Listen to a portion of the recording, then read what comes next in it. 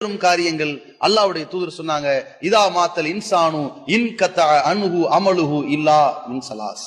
ஒரு மனிதன் இறந்து விட்டானே ஆனால் அவனை விட்டு எல்லா செயல்களும் துண்டாகி விடுகிறது, முறிந்து விடுகிறது, மூன்றை தவிர.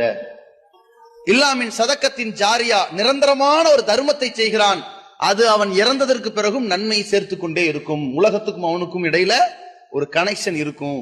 நிரந்தர தர்மம். நிரந்தரம்னா கியாமத்து நாள் வரைக்கும் தர்மம் அல்லது, கொஞ்சம் நீண்ட காலம். பசித்தவர்களுக்கு உணவளிக்கிறோம், அப்ப செய்யற தர்மம்.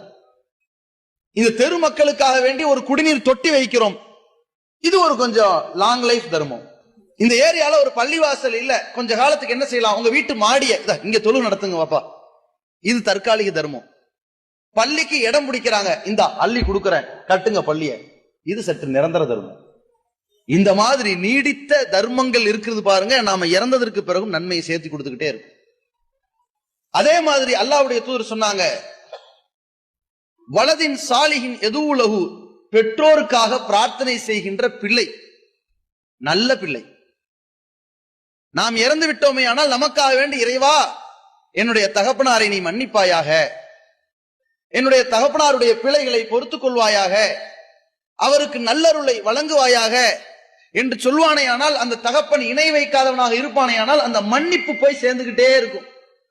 அப்படி சேரணும்னா பெத்த தகப்பன் புள்ளைய நல்லவனா வளர்க்கணும், நேர்மை உள்ளவனா வளர்க்கணும், சாலிகானவனா வளர்க்கணும், அல்லாஹுவை தொழுகிறவனா வளர்க்கணும், அல்லாஹுவை வணங்கி அல்லாஹ்விடத்தில் முறையிடும் நல்ல பிள்ளையாக வளர்த்தான் என்றால் அந்த குழந்தை வளர்ப்பு தகப்பனை சொர்க்கத்தில் கொண்டு போய் சேர்க்கும்.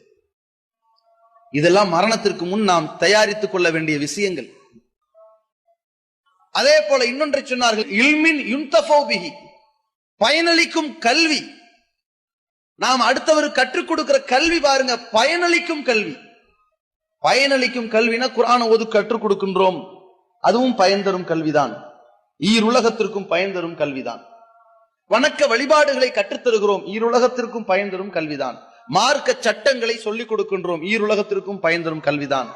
துன்யாவில் பயன் தரும் கல்வி என்று இருக்கிறதே, நன்கு படித்து நல்ல வேலை வாய்ப்பை பெற்றுக் கொடுப்பதற்கான கல்வி போதனைகள் நடக்கிறது, இலவசமான முறையில் டியூஷன்கள் நடக்கிறது, சிறப்பு பயிற்சி வகுப்புகளை நடத்துகிறோம், தையல் பயிற்சிகளை கற்றுக் கொடுக்கின்றோம், சமையல் கலை பயிற்சிகளை கற்றுக் கொடுக்கின்றோம், இன்ன பிற அவர்களுக்கு தேவையான இந்த உலகத்தில் அவர்களின் வாழ்வாதாரத்துக்கு தேவையான அந்த துறைகளை கற்றுக் கொடுக்கின்றோம் என்றால், அவன் மறுமைக்காக செய்தான் என்றால் அது நன்மை.